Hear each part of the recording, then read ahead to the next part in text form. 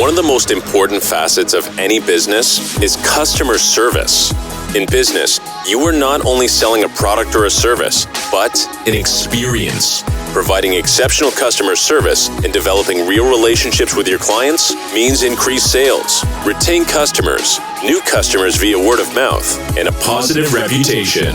You're listening to the Focus on Customer Experience podcast. Benjamin Del Grosso gives you the ins and outs of one of the most underlooked aspects in business today. Improve your customer service and watch your business skyrocket. 2, 1. Now, here's your host, Benjamin Del Grosso. Hello and welcome to the show. Today we have Mitchell Deskis here. Mitchell, why don't you tell us, who you are, where you're located, and what you do? Yeah, well, first off, Ben, I appreciate you letting me come on the show and kind of tell a little bit about myself, and obviously maybe give some tips and tricks as far as customer experience goes. So my name is Mitch Deskis.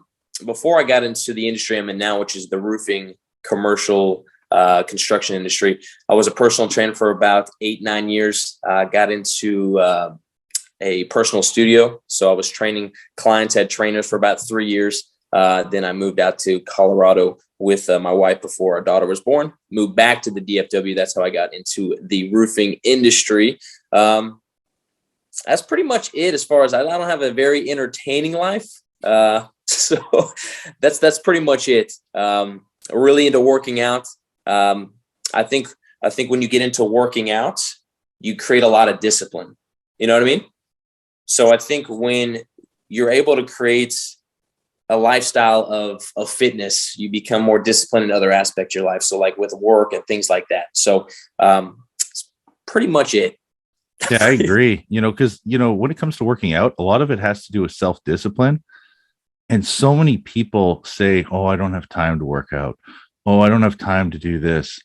But the funny thing is, I did 75 hard, which we were talking about earlier, off camera. And basically, I was blown away that I was able to do 2 45-minute workouts a day, still do everything that I needed to do every day. Plus, all I did was when I was doing my indoor workout, I had the elliptical on, or I was pressing weights because we have like our little workout bench. And I was just turning on and watching Seinfeld or whatever I wanted to do while I was working out. Like, it's not, the difference was before I just sit on my ass and not work out. Right. So now all I'm doing is just taking, that sitting down and working out. And all you have to do is just manage your time better. You can still enjoy all sorts of different things. You can still spend time with your family and do these things. Right now we now have our indoor gym is now set up in the common area. So the whole family can be there, and sometimes the kids will join in on a workout. So, but yeah, it takes self-discipline. And because of that, it'll really, a lot of people work out first thing in the morning, and it'll set up your day for success, right? Oh, 100%. And that's what I do as well. I work out in the morning, and it's crazy. Like you said, most people, since being a trainer, a lot of the times people have the excuse of time. I don't have the time to make it to the gym or to eat healthy. But like you just said, it's crazy when you start to prioritize things in your life. I've heard the saying, it's like you have a jar, and then you have, say, you've got the rocks, right? You put the rocks in the jar, and those are your big commitments, right? That could be working out, that could be family. And then you put in pebbles, right? And you still have all this time in your day, but we always think that something's going to take longer than it should, right? And Andy talks about it, with the power list, like just get those 5 things done, and then you have the whole rest of the day to kind of enjoy yourself, right? Yeah. And it's crazy that when you get all these things done, you look up, you're like, man, I still have like 3 hours left in the day. And this was always an excuse, was time, until you actually are disciplined enough to do the things necessary. You look up, you're like, man, that was an excuse this whole time. Oh yeah. 100%. Yeah. Cause I would say that, hey, I can't work, I can't work out. I can't go outside. It's raining. I can't go outside. It's snowing. But 75 hard made me, I'm going out there. Like, we had massive floods out here in BC, and I'm going out there. Rain's pooling down so hard that like my feet are soaked right? Like I'm literally walking through puddles and I'm going, this isn't so bad. It's not a big deal. I mean, I work in the rain, so it didn't really bug me. But the funny Right. thing is I was allowing it to be an excuse to control my life instead of just saying, oh, whatever, it's just a little bit of snow. Oh, it's just a little bit of rain. It's not a big deal. Just weather, just dress appropriately, right? Right. Yeah, you can't let things control your life. So yeah, anyways, Isn't it crazy when you do? So I'm on day 11, but have been working out for quite a long time. But it's crazy, like you just said, it's those certain things that you think are stopping you. Like yesterday, I made a post. It was talking about, because I don't like to run, but during my workout, like going outside for the 45 minutes, I was like, I need to make this more challenging, right? So I'm starting to run during that process. And I made a post. I said, it's crazy. Whenever I go run, I'm thinking, okay, I only run a mile, right? Or I want to run half a mile or this distance. And it's crazy when you reach that point, you can actually go further than you think you can. So like when you ran the half mile, you actually think, okay, I can go a mile, or I could go 2 miles. We always limit what we think we're capable of until we actually get to that point and realize we can actually go further. So it's crazy to see that kind of comparison between physical and like mental fitness. You know what I mean? yeah. Oh yeah, definitely. And that's a big part. Like a lot of people just put fitness with physical and they don't really realize that it's also a lot of mental toughness involved with it because of the discipline involved with doing it every day. And just, I don't know, it's sometimes people get, they get lost and they focus so much on the physical side, which is important, Right. but they just don't think about how much mental toughness they're gaining and mental discipline they're gaining from doing it, and being hard on your time, I guess, right? Or disciplined with your time. Right. But let's move on here. Let's I can talk about that all day long. yeah. What was your most memorable experience as a customer? Yeah. So growing up, like during our birthdays, our parents would always take us out to like, a dinner or something like that. It would be like, maybe like, I don't know if you guys have like little steakhouses up there. I'm sure you do, steakhouses, but it wasn't like a super nice steakhouse until it was like a major birthday, like maybe 18 or 21, right? Where we were able to go to like a really nice fancy restaurant. And I think my most memorable experience was when we went to this restaurant. This waiter, first off, was very knowledgeable, very respectful, communicated very well. Even put the napkin like in your lap, all this stuff that I never had experienced before. And the way he just made you feel and was making sure that you were taken care of. He would notice that, your water was halfway down, would just come back and refill it. Didn't ask if you wanted it. Just these certain aspects that he was doing. And I wasn't used to that because I never had seen that. Right. So when I was noticing this, I was like, this is really good service. It was somebody who took pride in what they were doing. And I think when somebody takes pride in what they're doing, I think that can create such an experience where it's repeatable and people want to come back to it. Right. I think that's why people go to nice restaurants, is because the food's great, but I think it's the service that they get during that time. So I would say that's probably the most memorable experience as far as customer experience and service goes that I can actually think about and recall. Oh yeah, no, that's awesome. Yeah, we have steakhouses up here too. One of the best experiences I've had. My wife used to work at a place called Vivo Restaurante up here, and it was like a high-end restaurant. Like they would do homemade spaghetti. So they actually made the noodles there for the spaghetti. And then they did a fettuccine. What is it? Like a fettuccine Alfredo, but it's like, it's like it was different. So it was like they took cheese and melted the cheese, and that was the sauce. Like it was crazy. Real deal. But it was like, it was a really high-end place too. Like it wasn't like they didn't put any napkins or anything on us, but it was really good food. And every time we went back, it was really good food. And I mean, I was amazed that my wife, that she worked there. I mean, because just the place was so high class, but she'd worked hard to get up into working in a place like this. But yeah, that place, the food was just amazing. Their chefs did amazing job. It was always consistent. Um, they had all sorts of little unique dishes. I can't even remember them all right now. But I mean, the other place that I had a really good experience twice was Longhorn Steakhouse in the States, which blows me away because it's like a chain restaurant. Yeah, yeah. And you wouldn't think that you'd get a good, consistent experience at a chain restaurant. But I ate there twice, got a steak. The first time I ate there, I ordered like the barbecue sauce on the side. I don't know if you've ever been there. And they put like some hot disc or something in there for the sauce. I cut into it. I ate it. It was so good. I couldn't believe it. And I remember the lady comes by. She goes, "Oh, how is everything? We noticed you didn't touch your barbecue sauce." I said, "I didn't need it. I couldn't believe how good this steak was."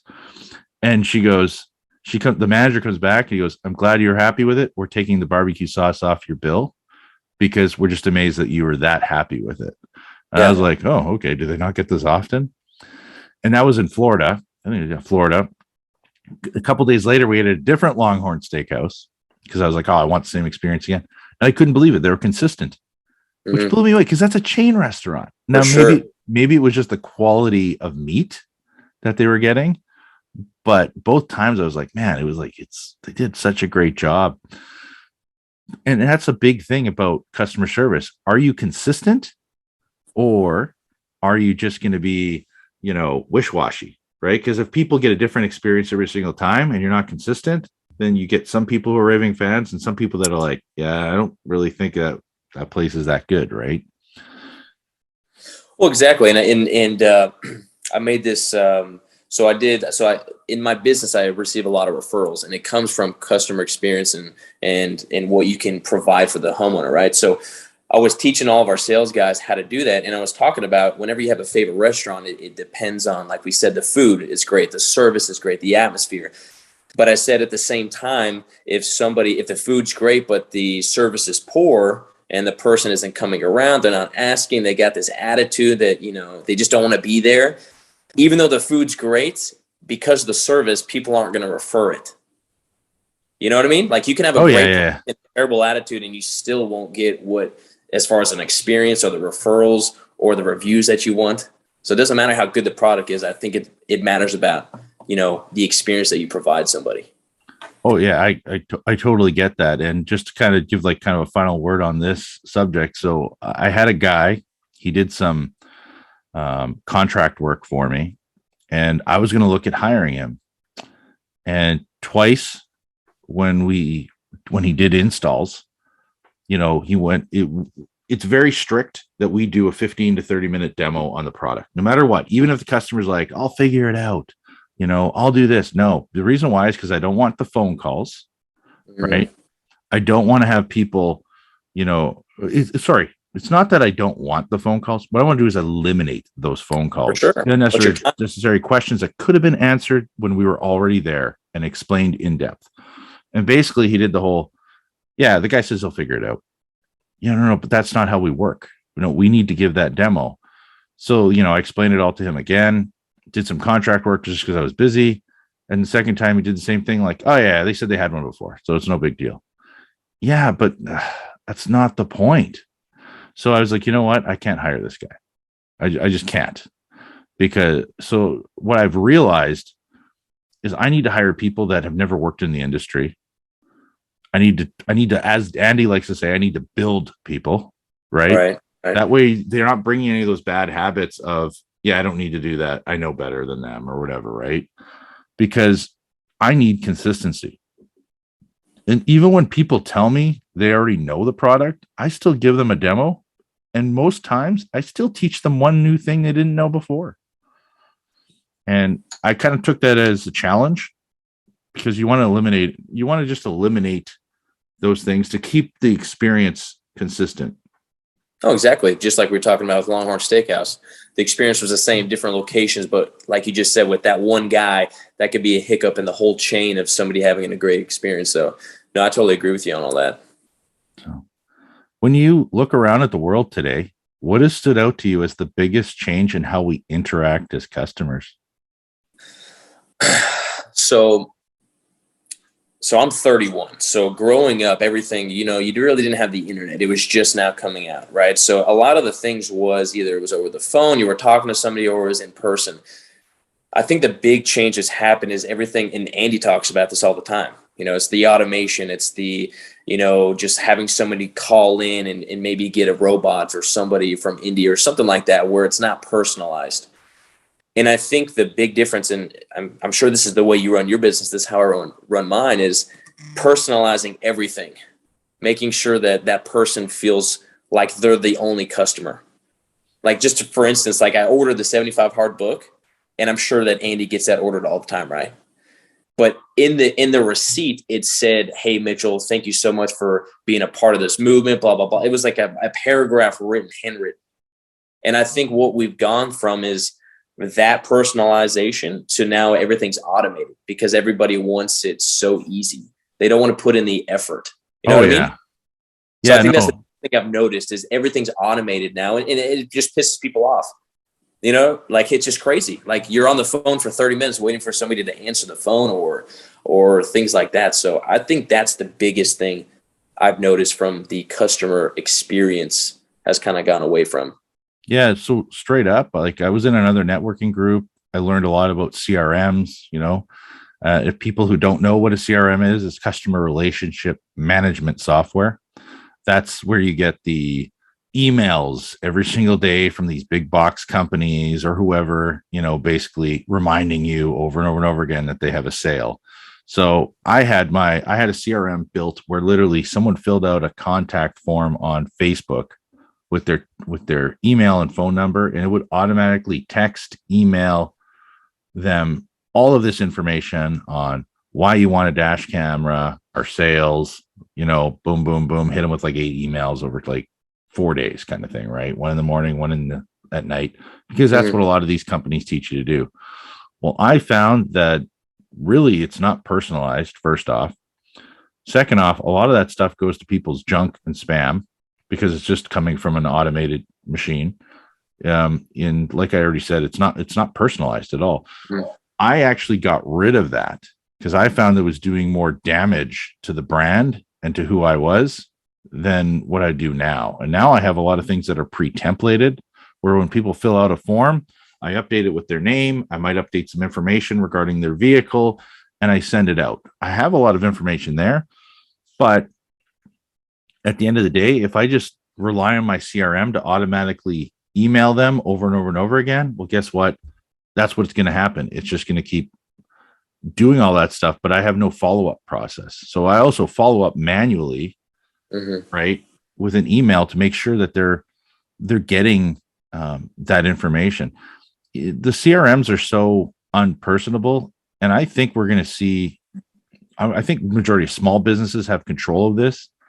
They're getting rid of all the automation, but you can still have some of it in small doses. But I think if you're heavily reliant on it, as soon as it goes down, your whole business starts going down. But if you have businesses and processes in place where you already have people that are doing things manually, it's anyways, it's a shame that we've allowed CRMs to kind of control a lot of things going on in our life.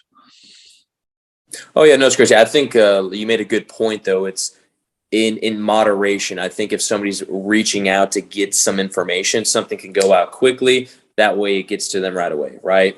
But at that point, I think you could create some more manual processes where you're actually having an interaction with this person, making it more personable, like you said. So I think moderation is good, but I think when you evolve to where that's the entirety of your experience, like you said, I think that's going to be the downfall of most big companies.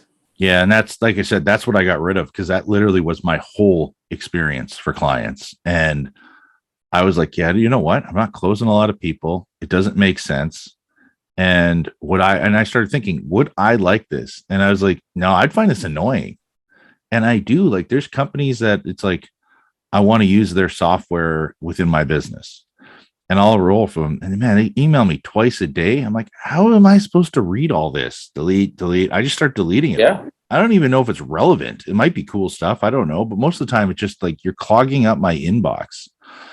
right? And I mean, if it has a headline that's really catchy, I might save it for later and read it later. But honestly, I was like, if I'm doing this to people where they're getting 8 emails over Right. 4 days, are they just deleting it?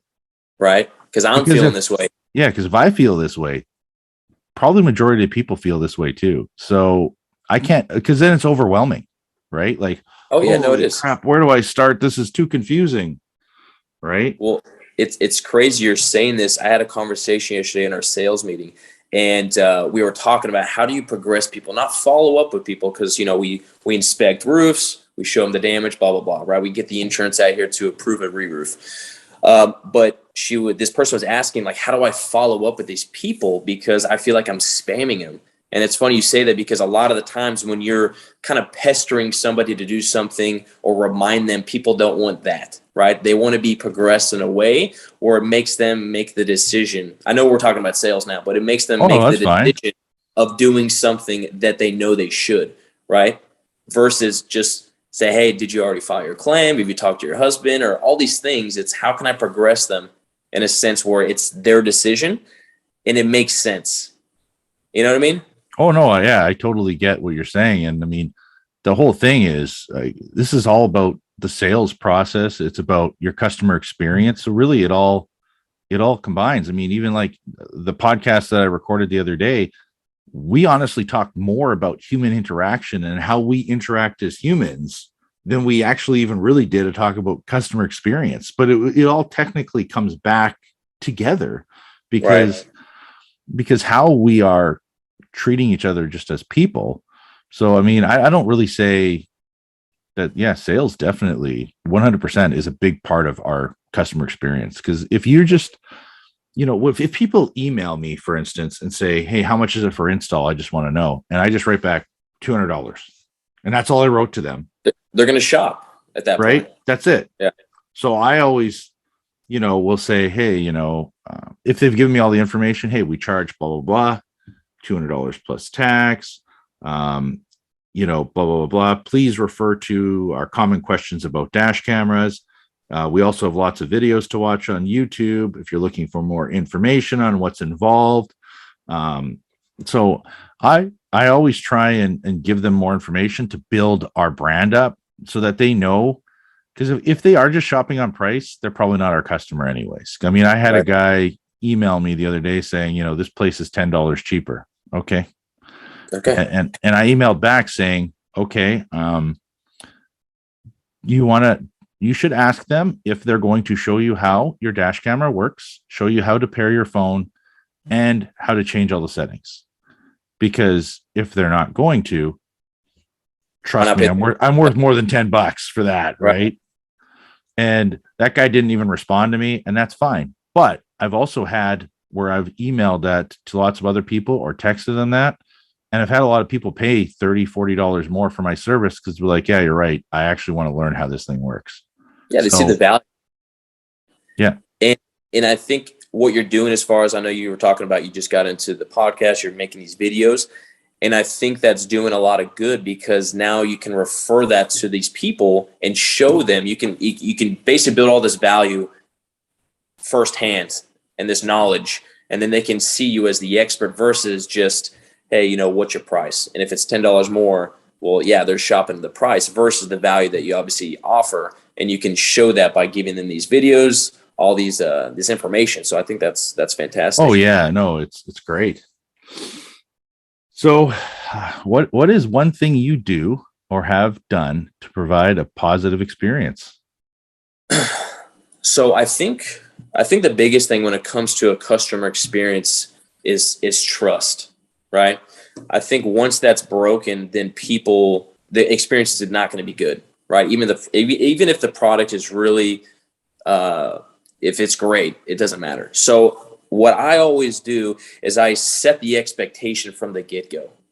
I let the homeowner know, like, let's say, for instance, I tell them the process. I tell them the base of the timeline of what this is going to take and how long it should take. And because, let's say, for instance, COVID, that put a very big hindrance on everybody's, their supply chain, getting all the materials, since I'm in construction, right?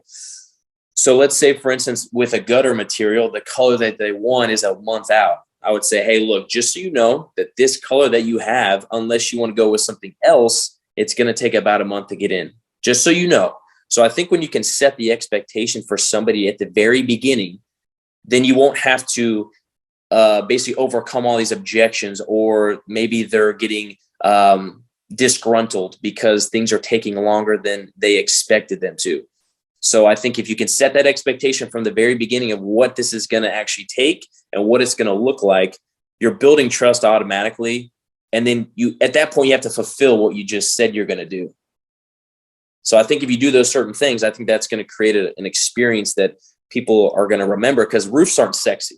Let's be honest. Nobody's going to Home Depot or Lowe's like, you know what, honey, I think we should buy a roof, right? It's not sexy, but I think it's the process and how you make somebody feel throughout that process, because it takes about 2 to 3 months for the whole project to wrap up. So I would say that.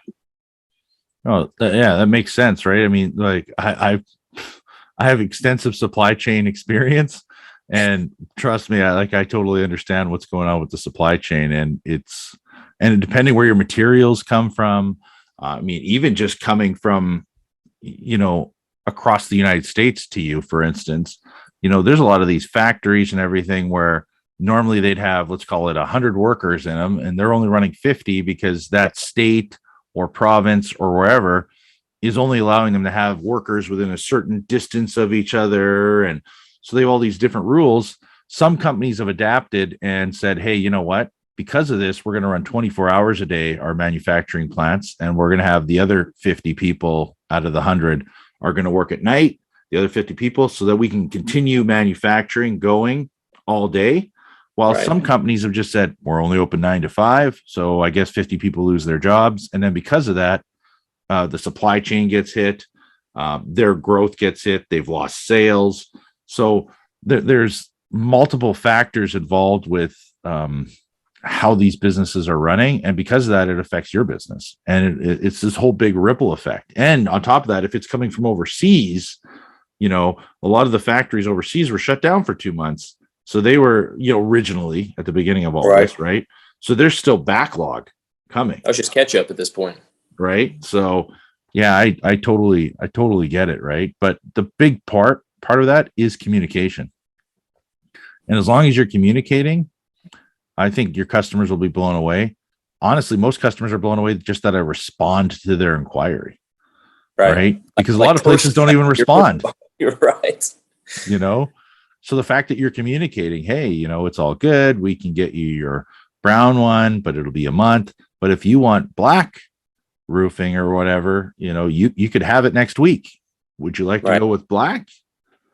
Right. And, they might go, you know what? Yeah, it'll look good or whatever. You don't know. Exactly. Well, it's crazy you said the key thing you just said, though, was the communication aspect. And I think most people don't communicate things properly. They think maybe if I have this conversation, it's going to feel awkward, right? I don't want to have that kind of conversation where there might be maybe we're butting heads or things like that. So I think if you can communicate things properly throughout the whole process, let them know, update them. I'm sure this is what you do with some of your people as well. You update them through the process, what it's going to take, how long it's going to take, when the things are arriving, when the subs are going out. I think that's what can set you apart from the other companies who may do the same thing as you. Yeah. So the funny thing is, every time there's an appointment made, I send them to a page on the website that shows them the typical day of what's involved with our installation process. It'll give them average time, how they pay. It gives them, whereabouts it's going to be mounted. There's also YouTube videos on that page. So if they want to watch the video and they don't want to read, it actually is me talking, saying everything that's basically on that page. So I try and direct them to that because it gets rid of a lot of the other questions and it gives them an expectation. Average install takes 1 to 2 hours. If we're doing another install before yours, we will contact you when we're en route to yours. If we're going to be late, we will communicate with you, but typically we will be there within that time frame of arrival. So, but all that information's on there because I try and send as much information out. I would like to say I'm an over communicator. I make sure to communicate so much stuff over and over and over again to try and eliminate any of those challenges.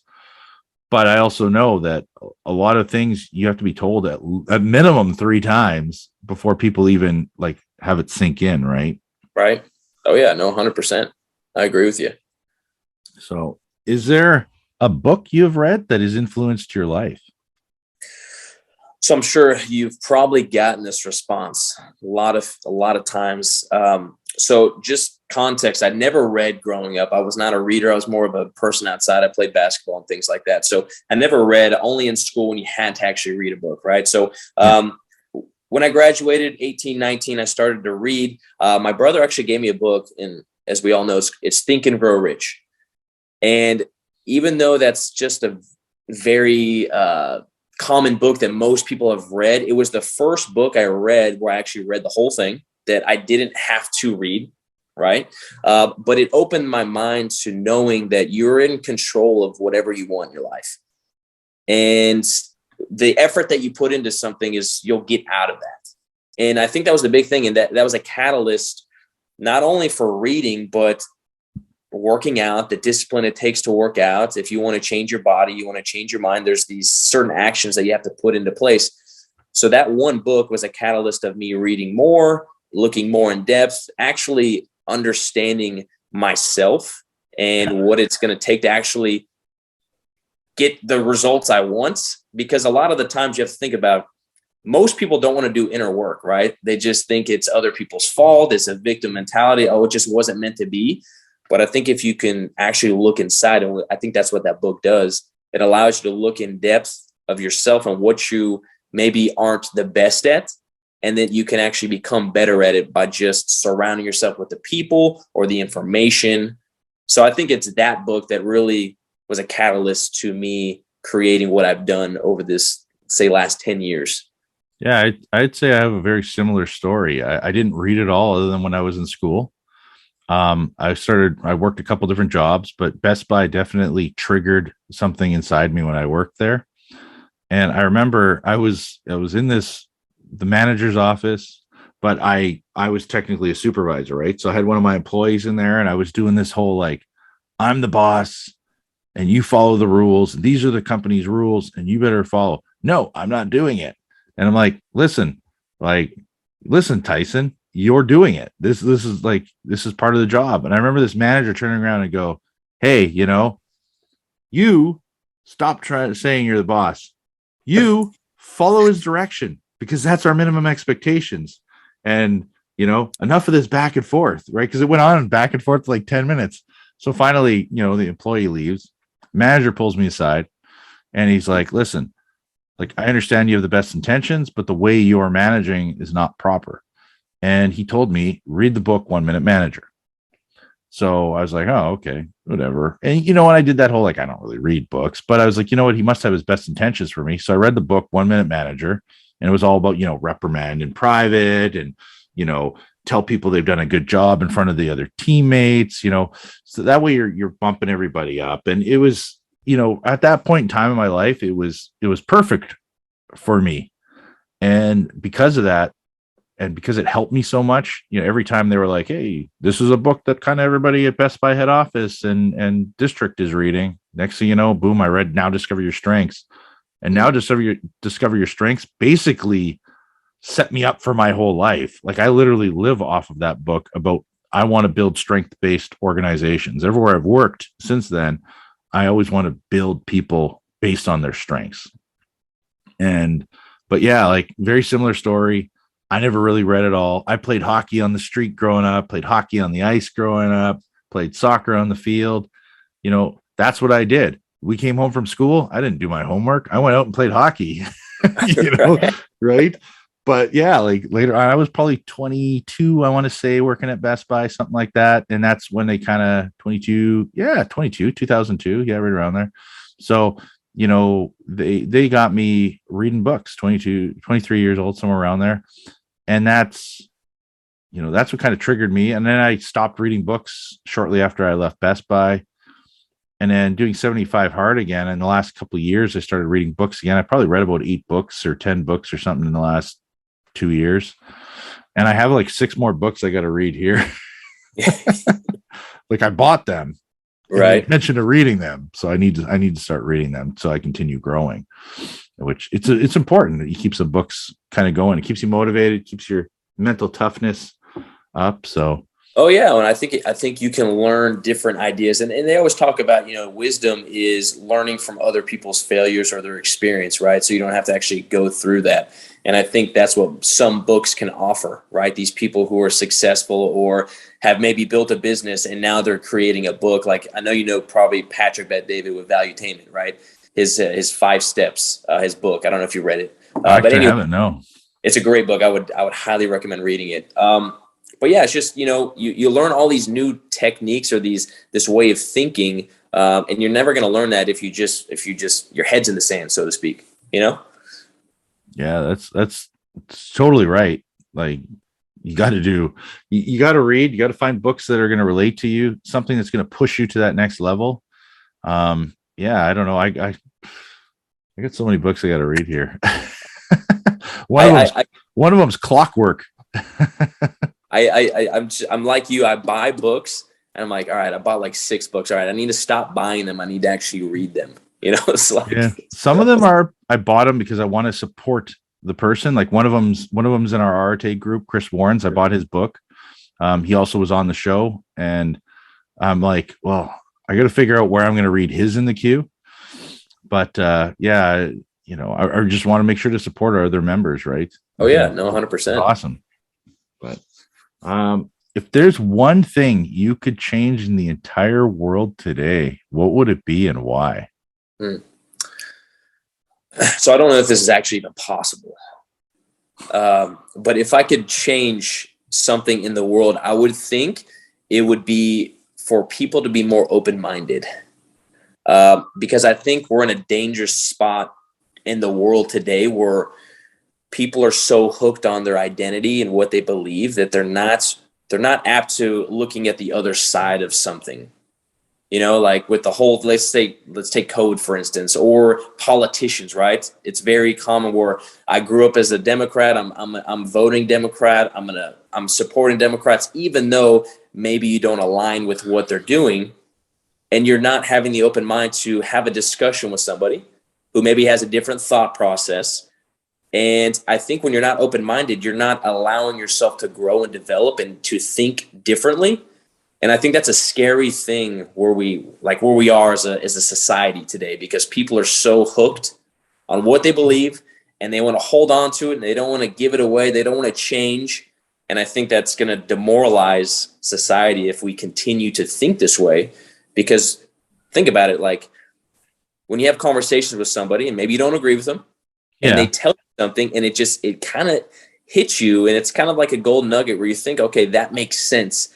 And it changes my perspective to look at maybe a situation differently, Oh, I actually, like I talk to a lot of my clients about things that are probably borderline controversial topics. But I have to feel out, are they okay with having this discussion? Right.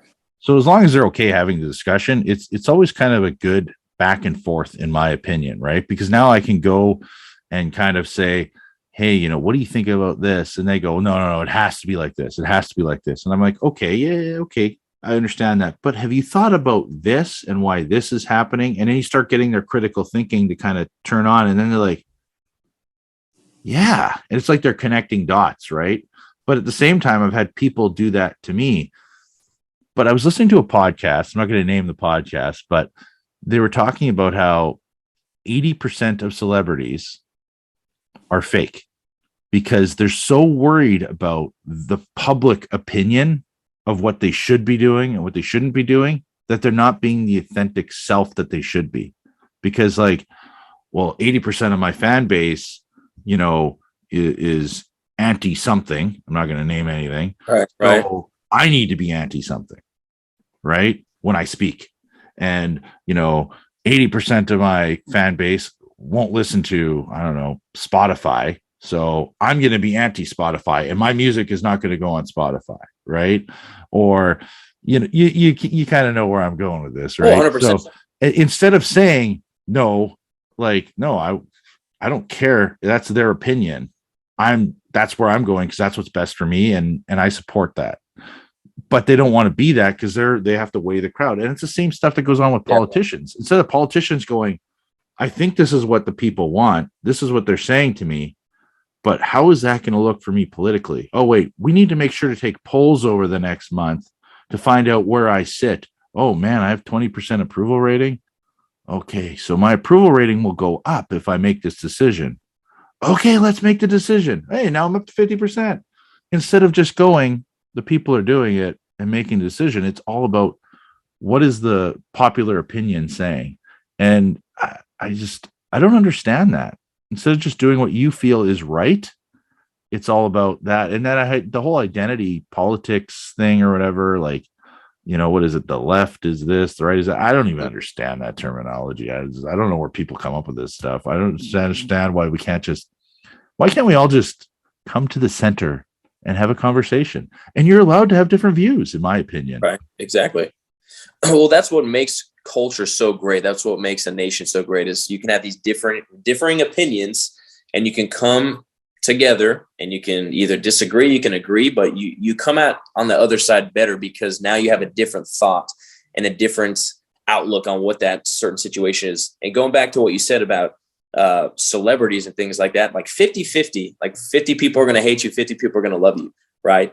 And Andy talks about being your authentic self. That's why he's been so successful, is because he's such an authentic person that he's going to attract the people that identify with how he views and what he expresses. And I think when you're not that, you kind of get lost and you don't really understand yourself at that point. Oh yeah. Like one of my 5 core values is authenticity, right? Because I want to be my authentic self, and me making all the YouTube videos, and people can say they relate to me. They can see me. They can see that I am exactly who I am on the YouTube videos, because I'm just being my authentic self. Right. I'm not being some showman or whatever, right? Like, I need to make a YouTube video so I get, 10,000 likes. Like, that's not what it's about. It's about getting the information out, educating people, and just showing that I'm being who I am based off the knowledge I have, right? And trying to help educate people who are in this industry, or that are in the market to buy a dash camera. That's where I am with what I'm trying to do, instead of just trying to like, hey, I need to do something wacky so I get like 10,000 likes or whatever. Right. That's not me. I don't care about the likes. I mean, at this point in time. Yeah, right. Over time, probably. But right now you're setting the stage of who you are and kind of the precedence of that. So no, I totally understand, and I agree with you on that. Yeah. Do you have any final words or anything you'd like to end with? I would say just real quick is creating the experience for somebody comes from following through with what you say you're going to do. And I think that we can sum up the experience with just that. In my opinion, with what I've done when it came to training, personal training, did that for 8 years, had clients for 8 years. It had nothing to do with providing a better service than somebody else. I think it was the connection I made with somebody. But when I said I was going to do something, I did it. And it transitions to what I do now. Letting somebody know exactly what I'm going to do. And when I say I'm going to do it, I'm going to do it. And I think if you just lead with that, no matter where you are, you're going to be successful. I think that's the number one thing that's going to create an experience for somebody, in my opinion. Oh, yeah, no. So basically you're just saying follow through and do what you say you're going to do. Right? Yeah. Yeah. Oh, yeah. Yeah. It's awesome. Yeah. It's great. Well, I mean, thanks for coming on today. It was great getting to know you. Great chatting. Yeah, no, I appreciate it, man. Appreciate you letting me come on the show, kind of give my thoughts on customer experience. We obviously went into a little bit more depth of other stuff, but it was fun, man. I appreciate you having me on, and it was good to get to know you as well. It was awesome. Thanks a lot.